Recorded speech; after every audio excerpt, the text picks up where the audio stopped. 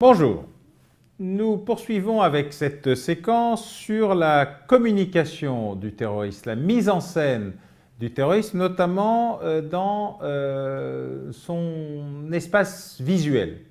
Pour faire peur, car c'est l'objectif essentiel du terrorisme, encore faut-il être vu et vu par le plus grand nombre. Les organisations terroristes maîtrisent parfaitement les médias contemporains, à la fois visuels, télévisuels et sociaux, pour donner le plus d'écho possible à leurs actions, à les annoncer jusqu'à ancrer la peur dans le quotidien. Ils diffusent leurs idées par un processus de propagande qui est un élément central des moyens utilisés par les terroristes. Ils utilisent notamment dans l'espace médiatique et les technologies nouvelles, Internet, les réseaux sociaux, mais aussi l'habillage audiovisuel, l'habillage hollywoodien, l'habillage du jeu vidéo, pour faire passer leurs idées, quand ils ne se servent pas d'ailleurs de certains jeux vidéo comme un espace de recrutement, notamment ceux qui ont vocation à la plus grande violence, et notamment dans les jeux en réseau. Ils constituent donc une enceinte efficace pour les organisations terroristes, l'espace social et l'espace du Web 2.0, afin de revendiquer leurs attentats, mais aussi recruter des personnels. Ils utilisent également la communication pour faire peur à leurs adversaires, pour justifier leurs attentats, pour exiger une rançon ou un échange de prisonniers. Les médias leur permettent d'accroître leur visibilité et parfois leur lisibilité. Ainsi, les conférences de presse organisées dans les années 80-90 par le Front de Libération Nationale de la Corse ont été un des moyens de diffuser leurs revendications, mais aussi de provoquer l'État en démontrant que celui-ci n'était pas capable de les arrêter, quitte même d'ailleurs à des mises en scène particulièrement sophistiquées, avec plusieurs dizaines d'hommes armés et sous un uniforme noir cagoulé, montrant leur capacité de mobilisation. Comme l'indique mon collègue américain Brian Jenkins, le terrorisme ne veut pas que beaucoup de gens meurent, mais que beaucoup de gens regardent. Cette communication est donc de plus en plus renforcée par l'image, dont la visibilité est aujourd'hui simplifiée par le développement rapide des chaînes internationales d'information par satellite et des blogs et autres dispositifs sur Internet. Les groupes terroristes peuvent par ce biais diffuser rapidement et à l'échelle internationale une image, un message ou une revendication.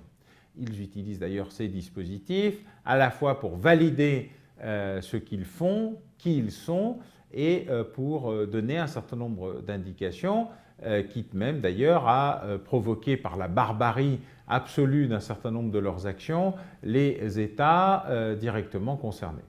Le terroriste est donc prosélyte. Souvent, ces initiatives, ces actions visent autant à effrayer qu'à faire partager sa croyance à ses alliés naturels, les opprimés ou ceux qui sont prêts à le rejoindre.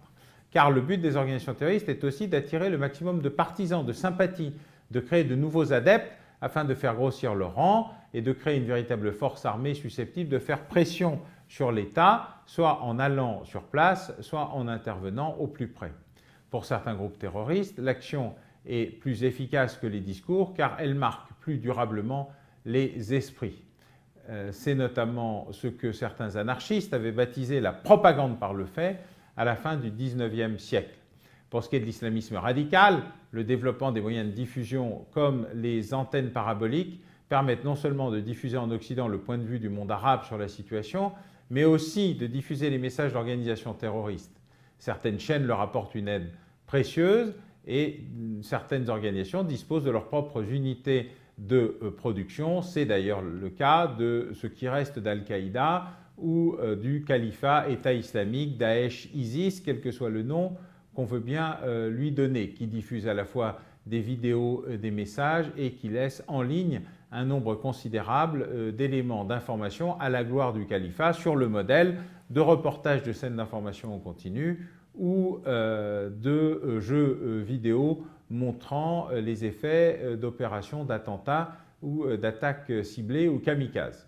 Raymond Aron expliquait clairement que la motivation des groupes terroristes à utiliser les médias était la recherche d'un impact psychologique hors de proportion avec les effets physiques produits et les moyens utilisés. C'est moins vrai depuis le 11 septembre et l'arrivée de l'hyperterrorisme, mais c'est vrai au quotidien dans l'ensemble des opérations menées, qu'il s'agisse d'attaques individuelles ou d'opérations groupées, notamment par l'usage d'explosifs, menées par un certain nombre de djihadistes ou kamikazes.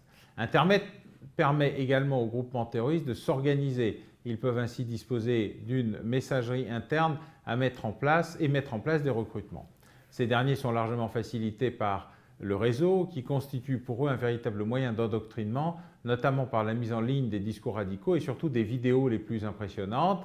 Les sites internet de partage et les forums constituent également d'importants vecteurs pour communiquer une idéologie afin soit d'effrayer, soit de convaincre.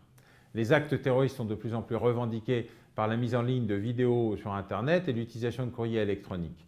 Les SMS et les tweets sont également apparus comme de nouveaux moyens de propagande. Et surtout, il faut le dire, nous sommes extrêmement peu attentifs à la messagerie terroriste, à la propagande, au fait qu'ils écrivent, disent, envoient, publient un nombre de textes considérables qui soit ne sont pas traduits, soit ne sont pas compris, alors même qu'ils vous donnent la ligne de conduite et les éléments nécessaires à la compréhension des actions menées. Les terroristes disent toujours ce qu'ils vont faire et nous faisons d'immenses efforts pour ne pas les écouter. Le CNAM.